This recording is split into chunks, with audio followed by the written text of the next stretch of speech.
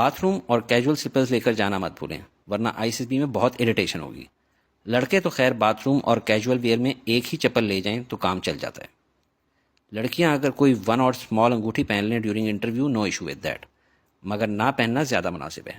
But لڑکوں نے غلطی سے بھی رنگ نہیں پہننی، نہ چھوٹی نہ بڑی۔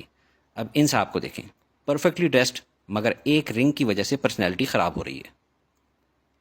سپرسٹیشیس چیزوں کا استعمال بالکل نہیں کرنا، کوئی تعویذ نہیں پہننا اور کوئی دھاگا شاگا بھی نہیں باندھنا ہے، اور ان سے ملتی جلتی کوئی دوسری چیز بھی نہیں پہننی۔ کچھ لوگوں کی باڈی سے نیچرلی بھی بہت عجیب سی اسمیل آتی ہے اور ساتھ والوں کا جینا دوبر ہو جاتا ہے۔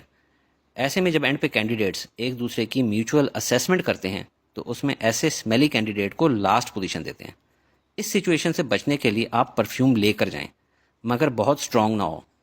Basic guide line for boys, just for example جے ڈاٹ کا جانان، زرار یا وائٹ مسک، اور گرلز کے لیے عروسا۔